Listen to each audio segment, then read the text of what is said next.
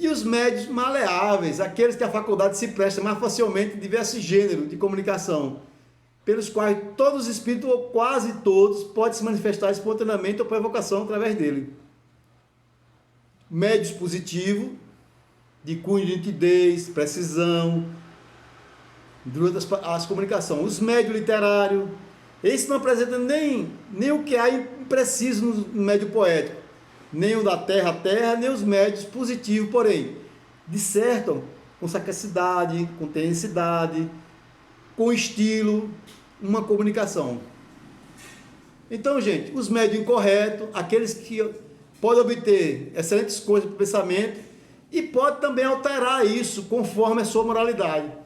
Os médios historiadores, é interessante, a pitometria, você pega uma pedra lá da cidade de Jorge, lá de Portugal, eu pego uma pedra lá de qualquer cidadezinha dela, ele pega para mim, e aí eu pego aqui na minha mão, ele não me diz de onde veio essa pedra, eu vou dizer qual a cidade, qual o país, o que teve nessa cidade de muito forte, positivo e negativo, através de uma faculdade mediúnica. Pitometria. Então, se utiliza os médios historiadores, os médios científicos, que passam aí na ignorância, são ignorantes, mas são aptos para fazer as comunicações com os espíritos da ciência. E ele transmite esse conhecimento. Os médios receitistas servem facilmente para os espíritos para prescrições médicas. Bacana isso, né, gente? Não é bacana? Os médios religiosos. Teve um caso de um médium recitista que lá em Salvador, lá em Lauro de Freitas, eu não vou dizer quem é esse centro, essa pessoa, ela me chamou para fazer uma palestra lá e dar um curso, eu fui lá dar um curso de magnetismo, e lá eu vi ela atendendo as pessoas e passando receitas médicas, com carimbo de uma médica do Rio de Janeiro, só que quando eu olhei e pesquisei o carimbo do médico, ele era um médico de Feira de Santana, tinha falecido em 73, e ela usava o carimbo como se o médico tivesse encarnado ali, dando aquela receita. E passava a medicação e as pessoas iam para a farmácia e compravam, gente. Incrível. Incrível isso. Falsidade ideológica e muitas coisas aí. Eu fui, chamei ela à parte, fiz a pesquisa, mostrei para ela, disse, olha, você pode ser presa, Ah, mas esse espírito falou para mim que eu poderia utilizar. Eu disse, se a família dela souber que você está usando o nome dela e mais o CRM dela, vai ser problema. Ela parou. Mas, de botar o nome do médico, espiritual e o CRM. Gente, incrível como é que a pessoa faz isso. Então, se você é médium e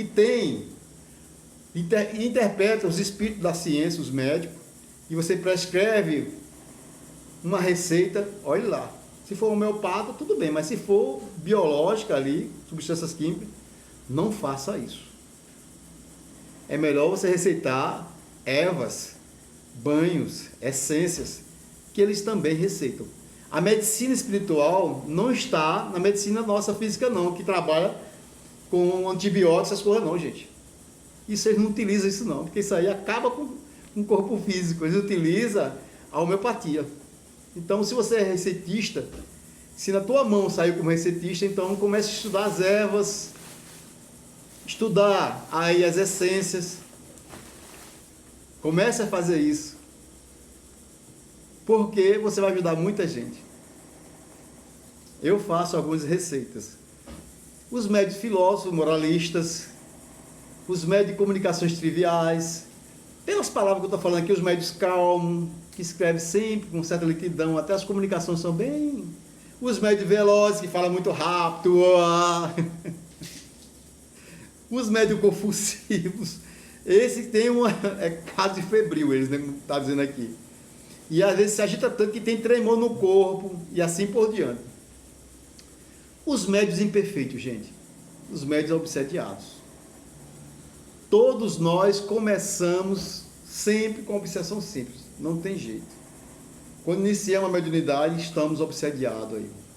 Os médios fascinados, aí a A obsessão já está numa situação de fascinação.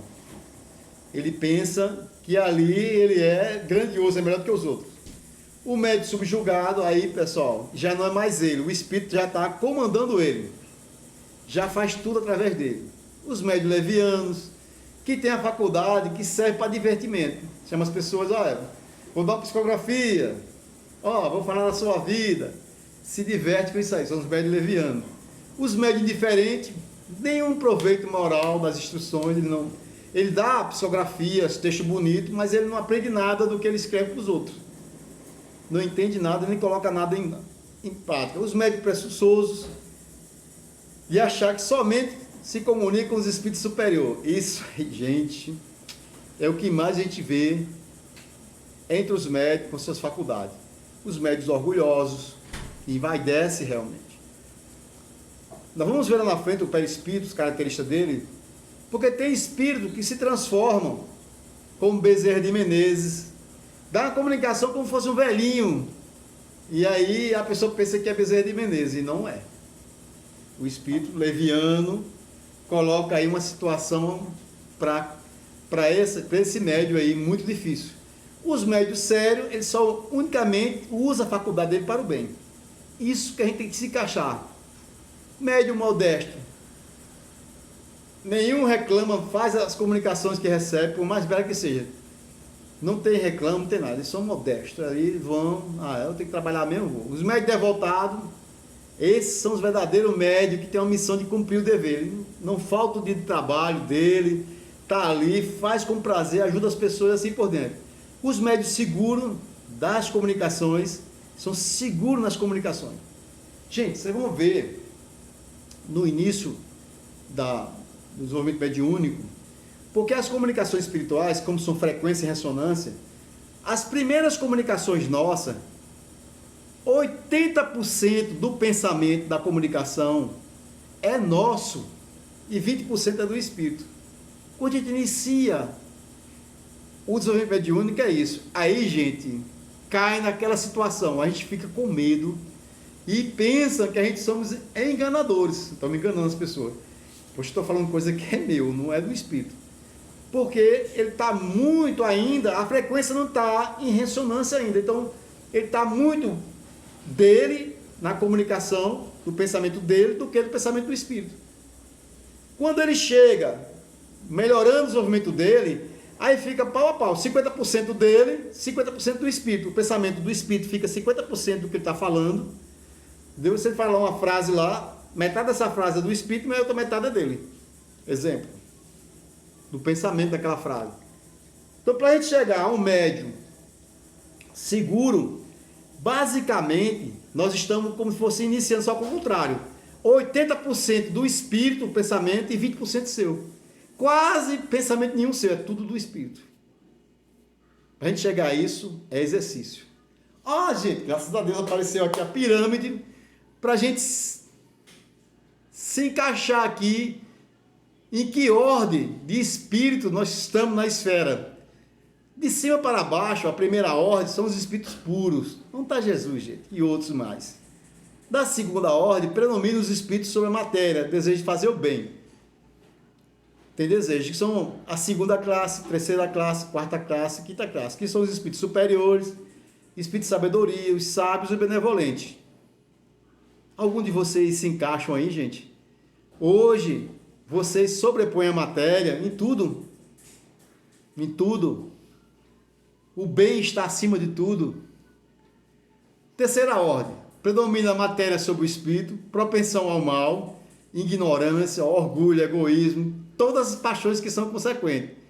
Tem a intuição que Deus está ali, mas não compreende. Apresenta ideias pouco elevadas. Está a classe sexta, sétima, oitava e décima classe. São 10 classes de espírito e 3 ordens de espírito. Nessa classe tem os batedores e perturbadores. O que são batedores? Os espíritos que vêm, gente, aí perturbar todos nós. Aí, faz pancada de casa, assim por diante. São os batedores. Os perturbadores está dizendo, grita, passa de um lado para o outro. Os sétimos são os neutros, nem faz bagunça, não faz nada de mal nem de bem. O oitavo são pessoas do sábio.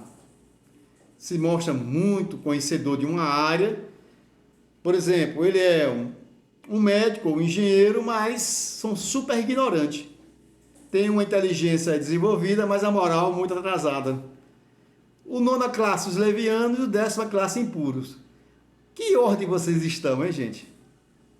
E que ordem vocês estão? Porque eu mesmo aqui ainda tenho um egoísmo, eu ainda tenho um orgulho, tenho minhas paixãozinhas pelas coisas da matéria. Eu estou por aqui na terceira ordem, viu, gente? Talvez eu esteja aí na sétima classe. Olha que veja que a sexta classe são os batedores e perturbadores, né? Que estão quase indo para a segunda ordem, né? Poderia ficar ali, né? Como perturbador. Olha, gente. Que coisa, viu? Mas ninguém queira ser essa minhoquinha aqui não, viu? Que eu coloquei aqui não, viu? Que não está em classe nenhuma. Olha, eu não me encaixo em classe nenhuma. Eu tô olhando com a minhoquinha ali. Eu botei essa minhoquinha com um olhão bem grande, ó. Alguém vai se encaixar nessa minhoquinha aí. Bom, gente. Essa é a nossa Bíblia, nós somos médiuns. Livro dos médiuns. Vamos falar no capítulo 10 da natureza da comunicação. As grosseiras, as frívolas, as sérias, as intuitivas. As comunicações grosseiras são concebidas em termos de choque e decoro. Ou seja, o espírito é como se as coisas da matéria, os vícios grosseiros nossos, ali, que a gente faz, por exemplo, o cara está aqui agora, a mulher fala assim, Benzinho, você deixou a toalha sobre a cama de novo. Aí você fala, dá um palavrão lá, essa é uma comunicação grosseira, você vai lá, tá bom, aí pega a toalha e coloca lá no varal. Então você usa da sua ignorância e aí daquele choque, né? E é uma coisa muito repetitiva, né? As comunicações frívolas vêm dos espíritos levianos, zombeteiros e brincalhões. Eles vêm na malícia, gente, e dá uma comunicação e aí às vezes assim, os médios vão para a mediúnica e dizem assim, rapaz, a reunião hoje, mediúnica foi perfeita. Olha, tanta comunicação que teve, só comunicação de autoestima, não sei o que e tal. São comunicações, às vezes, frívolas. Porque as mediúnicas que são boas são aquelas que vêem os irmãos ali, endurecidos, com ódio, que os doutrinadores conseguem ajudar a entender o estado dele. E o médium vai transmitir essa comunicação grosseira. As comunicações sérias, gente, elevadas, aí são isentas de frivolidade, de grosseria. É o que a gente vê muitos aí, os irmãos, que têm uma condição mais ou menos elevada, que traz para nós esclarecimento, indicação. São as comunicações sérias. Então, você vai ver numa mediúnica, médio dando comunicações sérias, outro dando comunicações frívolas, grosseiras, porque é da natureza do espírito encarnado. Então tem gente que tem uma ligação muito forte com o militar, ou com o padre. Por exemplo, eu já tive uma reencarnação que eu fui bispo. Então, muitos irmãos que vinham na minha frequência eram padres, eram bispos, evangélicos e assim por diante. Porque eu tinha no meu perispírito arquivos de uma existência corpórea em que eu fui um bispo. Então, as comunicações aí, pessoal, seria o quê? Tipo de comunicações frívolas, que vem trazendo essas informações muito forte. Muito forte. Mas, se o médium tiver a consciência e começar a neutralizar a frivolidade e a grosseria e deixar passar só o essencial, que é isso que a gente tem que trabalhar na nossa comunicação, porque a comunicação é a responsabilidade do médium. Então, na hora que vir as informações ali, grosseira, frívola, o que for, você vai fazer um filtro e vai colocar para fora aquilo que é sério para o outro. Vamos supor o espírito vem aqui e diz, olha, essa mulher aí, ela vai bater um carro e atropelar uma pessoa. Aí você vai dizer isso? Você, minha irmã, você tem carro, você vai dirigir hoje, peça para alguém dirigir seu carro, Então você vai tirar o lado grosseiro, frívolo, e vai colocar o lado aí intuitivo, mais sério, para levar a pessoa a uma condição melhor.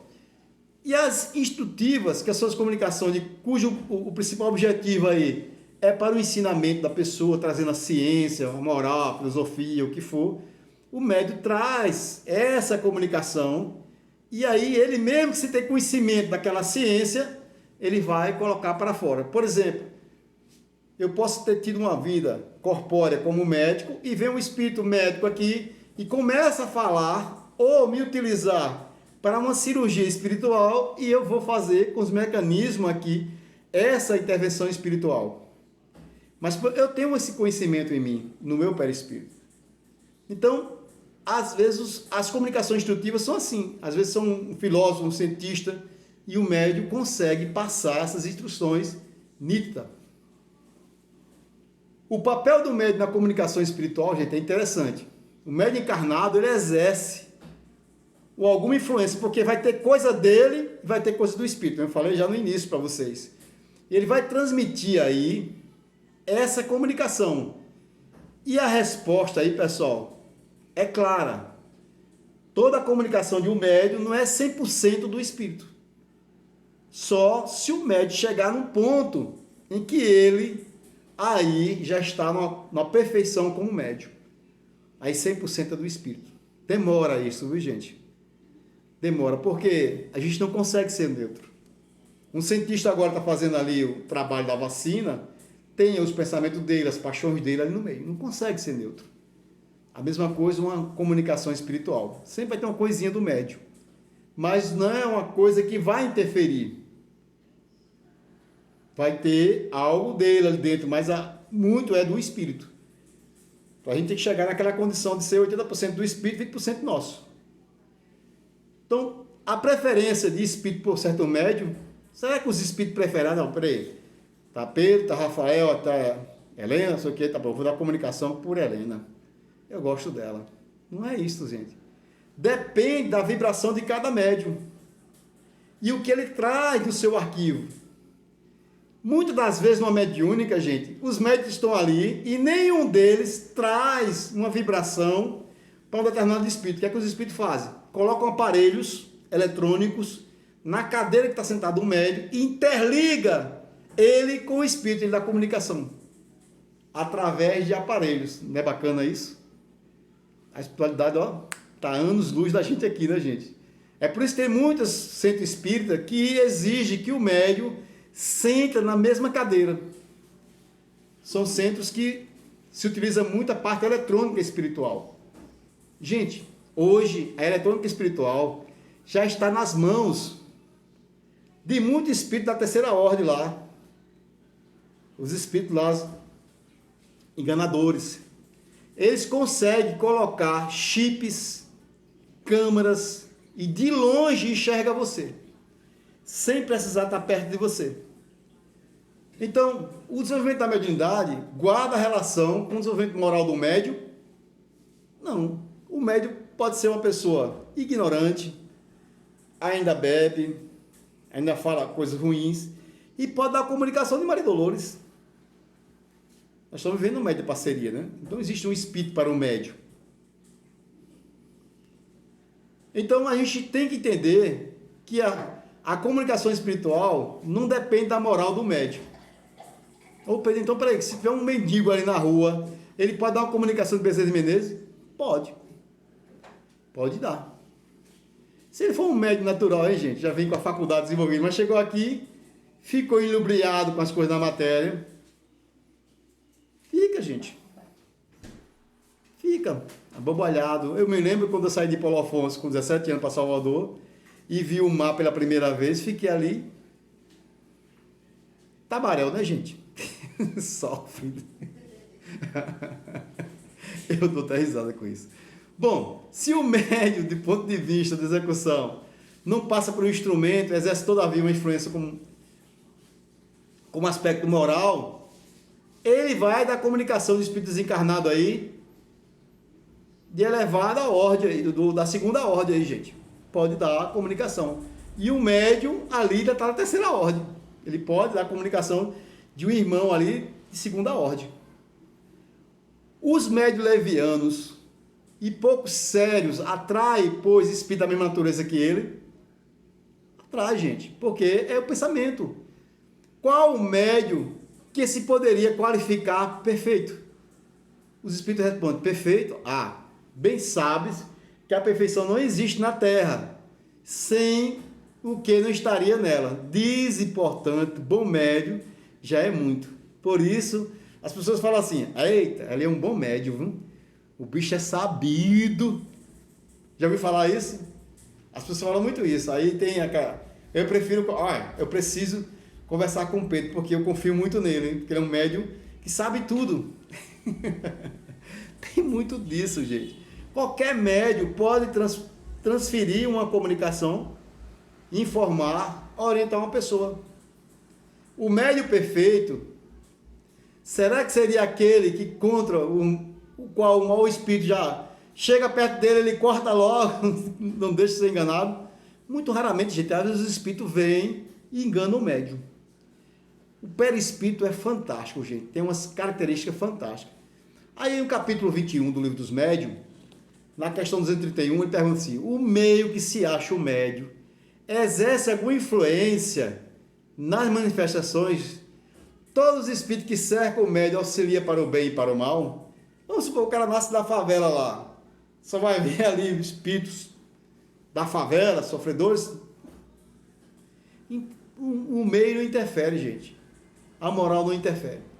Mas, se você pensa ali, ainda em matar alguém, tirar a vida do corpo de alguém, roubar e assim por diante, você vai atrair espírito. E aí começa a ter uma simbiose. Gente, existe a simbiose, é como se fosse você e a sua sombra. A sua sombra é um espírito. Então, os fluidos se combinam, ficam semelhantes. Tem muitos, eu atendo muitos casos aqui no CECEM de simbiose espiritual. Você olha para a pessoa e vê como se fosse ela em contraste. Já viu a TV ficar em contraste, fica aquela foto, o artista falando ali e tem ele aqui do lado. É ruim até assistir. Pronto, tem gente que é assim, gente. Ela e ela aqui do lado. É o espírito igualzinho a ela. O corpo perispiritual não tem plasticidade, é uma característica, plasticidade se molda. Então o espírito fica. E aí, pessoal, os perispíritos começam a ter as ligações fluídicas e ficam igualzinho. Aquela sombra igualzinho. A vontade energética restabelece ali, dentro do irmão, tanto para o lado ruim como para o lado bom. Bem como também, se for uma aproximação boa, você está se sentindo muito mal, quando ele se aproxima de você, aquela carga energética ruim se expande, dispersa, e você recebe o fluido ali bom. Então pode acontecer isso, até restabelecer a sua saúde, uma presença espiritual. Então muitas das vezes os espíritos da comunicação, e no final o mentor vem, aqui no 60 deixa isso, no finalzinho da mediúnica, nos 5 minutos finais a gente deixa vir os mentores para dar a comunicação através do médium, para ele sentir a energia do mentor dele e também ter ligações fluídicas, da energia boa, e o médium se refaz. Não é bacana isso? Os espíritos não necessitam de sons articulados. Então, muitas das vezes, o médium da comunicação assovia, balança, pula, grita. Precisa disso, gente? Não precisa disso. Tem muitos médiums por aí que dá grito. Eu lembro que um irmão nosso que tinha começado no centro espírita, ele veio de terreiro. Então, quando ele dava a comunicação, ele dava um grito e dava um pulo. Aí não tinha médium. Todo mundo ali concentrado para dar a comunicação. Quando ele dava a primeira, ninguém dava mais. Só era ele. Desconcentrava o grupo todo. Incrível, gente. Bom, como é essa comunicação? Vamos lá. Aqui está o médium, o perispírito do médium com chakras. E aqui está vindo o espírito, aqui a entidade, ó, com o corpo perispiritual dele. Aí ele se interliga ao corpo perispiritual do médium através do chakra frontal, porque aí vem o lado mental, né? Para passar a informação. Para ele falar, ele tem que usar o laríngeo. Aí ele vem aqui, ó, se conecta com o perispírito, né? Corpo perispiritual não é o corpo físico. Estou mostrando aqui o chakra aqui, mas o chakra não está no físico. Aqui está o plexo. O chakra está no meu perispírito. Ele se interliga e aí há um isolamento do córtex cerebral do médium. O córtex cerebral, gente, é mais utilizado numa faculdade chamada-se psicografia. A psicografia, o desdobramento, normalmente é anímico, porque a psicografia é quase anímica. Mas o médium que faz a psicografia, ele não usa a glândula pineal, ele usa o córtex. Então, a melatonina é direcionada para a parte do córtex cerebral, que vai atingir aí, gente, os órgãos ligados à fala, que são os lobos, né? Aí o occipital aqui da frente, e assim por dentro. E o laríngeo, que é o chakra que a gente vai articular as palavras aí. Bom, a segunda fase, primeiro, há o envolvimento do córtex, o envolvimento do coronário, a melatonina, a energia do perispírito que está desencarnado com o seu perispírito começam a entrar e a se interligar com os fluidos. E aí você começa a sentir tudo dele lá. Se ele desencarnou de um acidente ou estiver ainda no fogo lá, você vai sentir seu corpo queimando. Porque os fluidos que ele vai trazer com essas sensações. Então, na segunda fase, o espírito, então, vai ter aí o contato com a glândula pineal. E aí vai dar em cima do hipotálamo, né, gente? O laríngeo atinge aí a língua para falar. E aqui no hipotálamo, na epífise aqui, ele começa, então, a emanar pensamentos e o médium começa a transcodificar esse pensamento. Esse médium aqui, a gente vai mostrar o figurino na frente mais, quando ele não utiliza o laríngeo, só usa a ligação com o frontal, ele é um médium inconsciente. Quando ele utiliza o frontal e o laríngeo, ele é um médium semiconsciente. Quando ele não utiliza basicamente aí a questão dos chakras, e sim, há uma ligação com a pineal, sempre vai ter ligação pineal, ele é um médium totalmente inconsciente. Essa condição de inconsciente, pessoal, é muito difícil. Todo médium tem consciência da comunicação. Tudo que ele está falando. Aqui, para ilustrar o que eu estou falando, o médium consciente, ó, o perispírito do comunicante e do médium se interliga o chakra frontal, só o chakra frontal. Isso aqui é um médium consciente. Ele está dando comunicação e ele está com dúvida, porque ele pensa que é ele. O pensamento é dele, totalmente dele. O médium semiconsciente é como se tivesse um desdobramento. Ele tivesse aqui desdobrado um pouquinho, ó. Como se tivesse um contraste, ó, o perispírito aqui. Então, ele está uma interligação do frontal do espírito comunicante com o frontal do médium e o frontal do espírito comunicante com o laríngeo. Então, ele interliga tanto no frontal do médium como o laríngeo através do frontal. Então, a comunicação espiritual, o espírito utiliza o frontal dele, ó. Tá vendo? Ele utiliza o frontal dele, o chakra frontal dele. E nós, se ele utilizar o frontal com o frontal nosso, nós somos médium consciente. Se ele utilizar o frontal dele com o frontal nosso, que é normal, né? E mais o laríngeo, nós somos semiconsciente. E se ele utilizar só o laríngeo, aí é inconsciente, ou seja, ele fala, você não pensa, você não tem mais pensamento. O pensamento, ele utiliza a sua linguagem, ele não usa mais seu pensamento. Então você não tem parte do seu pensamento na comunicação. Lembra que eu falei que no início a gente começa 80% nosso do pensamento e 20% do espírito, depois 50-50, depois fica 80/20? Nesse caso aqui fica 100% do espírito. Ele usa as cordas vogais da gente e aí detona. Não vem pensamento nenhum pra gente. O médium transmite igualzinho o pensamento do espírito. Tá claro aí, gente? Ficou claro na cabeça de vocês a questão do médium consciente, semiconsciente e inconsciente? Então, o consciente é aquele que está ligado frontal com frontal. O semiconsciente, o espírito interliga no frontal nosso e mais o laríngeo. E no médium inconsciente, diretamente no laríngeo. Então, gente, a comunicação está aí. E nós temos todo o tempo enfrentando aí e o enfrentamento com as trevas, né? Olha, estava programada uma reação, por quanto em realidade, daí só um trecho do livro que eu trouxe para vocês aqui.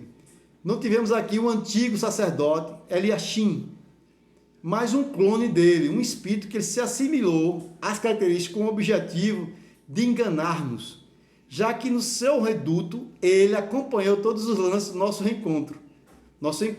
Hábil, astuto, não quis correr o risco de um enfrentamento direto, enviando primeiros simuladores do seu reino de horror, fortemente vinculado à sua poderosa mente, que os arrancou do nosso recinto com permissão dos nossos guias, sem dúvidas, para que não descobrisse a farsa. Então o espírito ele se fez como se fosse um clone do sacerdote e tinha várias pessoas seguindo ele. No mundo espiritual tem muito disso, gente. Tem muito espírito como líder, conhecido aqui no corpo físico, desencarnaram, e tem espírito que copia ele e tem vários seguidores dele no mundo espiritual. E aí ficam fanáticos ali acompanhando. Tem espírito que se transforma em um cantor, que a gente é muito ali requisitado, e passa como clone. Gente, os laboratórios espirituais da violência, da ignorância, são enormes no mundo espiritual. E as batalhas são difíceis. Olha como tem gente aí sendo enganada. Espíritos se tornando escravos quando desencarnam. Porque a gente não sabe a realidade nossa. Porque nós sabemos que a gente pensa muita coisa. Agora, o que a gente pensa mais? Se a gente não controla isso. Temos que pensar diferente. E aí, gente, essa historinha vocês vão ler depois aí. Está no livro de Manuel Filomeno Miranda, né? Divaldo Franco, ele se comunica aí com Divaldo Franco, que é um livro de transição planetária. Eu comprei esse livro, achei muito bacana. Está no capítulo 20 e 21. Ele conta essa história desse irmão que se passa por isso. Dica para um médium obsediado. Tem que fazer o choque magnético. Aquele autopar, se lembra? O culto ao evangelho no lar. A prece é um choque magnético para você desligar o fluido, desligar o frontal com o frontal seu, corta. O autopasse, já falei. E o choque magnético do mundo espiritual, quando você pede ajuda do seu guia, do seu mentor, ele vem e coloca uma energia lá. Gente, ó, os centros, por exemplo, eu tenho que puxar assim aqui, são vários guardiões. As armas deles são enormes. As armas funcionam com energia elétrica, gente. É um choque que o cara cai longe. Eu não sei quantos gigavolts é, mas é a única forma de os espíritos cair fora. Eu deixei esse exercício de vibração para vocês, depois vocês dêem uma lida para fazer no dia a dia. E aí acho que são 12. Evitar perder a razão, uma discussão, evitar isso aí. Então, a discussão é evitar isso. Tentar afastar os seus pensamentos que levam a situações difíceis. Sempre que passar por alguém, emitir bons pensamentos. Às vezes a gente passa na rua, o cara tá lá bêbado, assim, eita, miserável, essa caixa vai matar ele. Não é isso, gente. Temos que pensar diferente. Emitir vibrações boas. Oh, meu Deus, envolva esse irmão, que ele tenha força para sair desse vício. Orar por ele. Meditar 5 minutos pelo dia. Gente, essa meditação tem que ser de manhã, nunca à noite. Porque à noite nós produzimos melatonina e aí, pessoal, os espíritos podem estar do seu lado ali na sua casa, depender se sua casa tiver vibrações ruins, irmãos ruins ali perto de você. E aí, nessa meditação você vai sofrer. Em vez de sair bem, vai ficar mal. Sempre faça pelo dia, porque pelo dia a gente não produz tanto melatonina e as frequências estão melhores. Leitura diária de mensagens, fazer o evangelho uma vez na semana, perseverar, estabelecer o bom hábito angular de vida, buscar não ingerir bebida alcoólica, comer carne vermelha, assim por diante. Ser discreto, analisar criticamente os estímulos recebidos. Poxa, senti uma sensação tão boa. Que será? Que será? Ontem, não sei se a irmã está aí no curso, vou pedir ela licença para falar o exemplo dela. Ela falou assim para mim: Pedro, olha, eu estou com a presença espiritual de um espírito suicida, porque, olha, eu já vi, ele é um homem alto e super cheiroso. Eu disse, suicida, super cheiroso. Será que é isso mesmo, gente? Não é isso. Um suicida, ele tem super odor, é carniça pura, não tem que aguente. Um espírito inferior, sofrido, ele vem e tem aquele cheiro de enxofre, chumbo, um negócio ali pesado, aí são espírito sofredor. Carniça, pessoal, é suicida. Flores, perfumes são espíritos que tá no naipe boa, espíritos sábios. Bom espírito da segunda classe aí, a segunda ordem, e tá ali visitando na terceira ordem aí. Bom, gente, hoje vamos que rever aí a prática da caridade. Será que estamos fazendo a caridade realmente? São 10 itens para vocês fazerem esse exercício aí. Então, vou contar aqui uma historinha do apóstolo Pedro, que ele faz a primeira cura de um coxo, ali quando ele estava encarnado, né? Então, quando ele teve a fé realmente e toca esse irmão aí, já no final da vida dele, aí nos meados dos anos 50, Pedro, nos seus últimos anos em Roma, e Clemente relata o sofrimento e mártir de Pedro e Paulo sob a perseguição de Nero, né, gente? Afirmando ser os melhores exemplos que nós poderíamos até seguir, como Saulo de Tarso, Paulo de Tarso, né? Em Roma, Silvano Silas foi o amanuensis de Pedro, quando escreveu ali no final dos anos 50, início de 60, a história e também dessa cura de Pedro. Também em Roma, Marcos acompanha Pedro, né, Marcos, e a partir desse convívio ele compila o seu evangelho, muito ditado por Eusébio, né, e assim por diante o intérprete de Pedro, né, o evangelista também, o Marcos aí. No século III, o apócrifo Atos de Pedro, no qual aparece o comovente relato do encontro de Pedro com Jesus, perto de Roma, onde Pedro pergunta ao Senhor. Está ali. E aí a pergunta, que fim teve Pedro, né?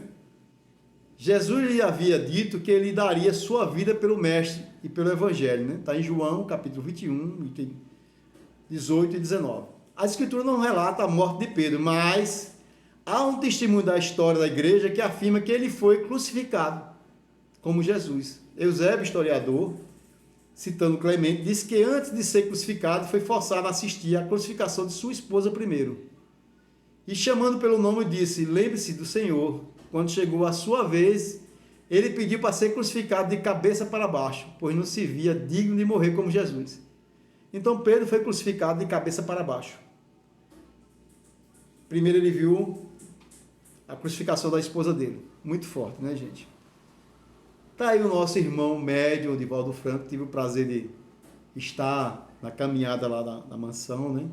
Maria Dolores também esteve encarnada nos anos 50 lá atrás, em 1940 e poucos, ela esteve lá, até desencarnar em 50 e pouco, 55. Divaldo, gente, é um apóstolo do espiritismo aí muito forte, né? Já está com seus 92 anos, 93 anos agora, né? 60 foram devotados à causa espírita. As crianças excluídas da periferia de Salvador, nasceu em 5 de maio de 1927 na cidade de Feira de Santana e desde a infância se comunica com os espíritos. Cursou a Escola Normal Rural de Feira de Santana, recebeu um diploma de professor primário em 1943, trabalhou como escriturário no antigo IPASSE, né, que é o serviço do INSS, em Salvador, aposentou-se em 1980 e é reconhecido como um dos maiores médiums e orador espírita da atualidade, né? É o maior divulgador da doutrina espírita. Seu currículo revela aí um exímio aí, devotado educador, com mais de 600 filhos adotivos, mais de 200 netos, atendendo atualmente a cerca de 3 mil crianças, adolescentes, jovens, de família de baixa renda, por dia. Gente, se vocês forem lá na mansão, se vocês já estiveram lá, se for de pé, você entrar no portão de cá, tem o portão principal, e tem um portão que dá também lá no cenáculo. Se for de pé, você vai demorar aí mais ou menos aí, em torno dos 40, 50 minutos de pé, passando pelas casas que ele construiu. São várias famílias. Um hospital que tem maternidade, um atendimento fantástico.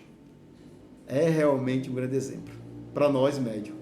Então hoje, a nossa acessibilidade aí, em síntese, muitos de vocês percebeu que a gente pode, em qualquer momento, mudar o estado de humor. Qualquer momento pode sentir dor do nada, aproximação de um espírito com pensamentos ali permanentes, que a gente chama de obsessão. Às vezes a gente ir para um local, por exemplo, um funeral. Nem todo mundo tem preparo para o funeral, gente. A energia, a vibração que está ali, o médium chega ali, sofre. Então evite. O nosso ganho de conhecimento hoje, diferenciar os tipos de faculdades, os tipos de médium, saber quando tem uma presença espiritual próxima de nós. Não é a mediunidade que te distingue, e sim aquilo que faz dela. Seara dos Médiuns, Emmanuel. Gente, bacana a aula de hoje. Vamos escutar um pouquinho vocês aí. Não sei se vocês ficaram cansados, já tem gente dormindo aí. Gente, nossa senhora. Eu sou bom para colocar as pessoas para dormir, né?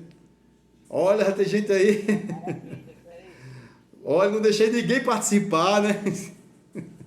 Tá todo mundo já no soninho aí, recebendo aí melatonina, né? Aqui no escurinho aí, melatonina na cabeça aí, sentindo aí a sensibilidade espiritual. A aula de hoje, gente, alguém quer fazer alguma pergunta? Todo mundo conseguiu captar aí a mensagem? Eu quero só aproveitar o momento, né? Foi bem didático, muito boa mesmo. Mas assim, tá me ouvindo, Pedro? Tô ouvindo. Com relação a. Eu fiquei aqui imaginando na parte assim, quando você falou sobre desdobramento, eu queria tirar uma dúvida. Quando a gente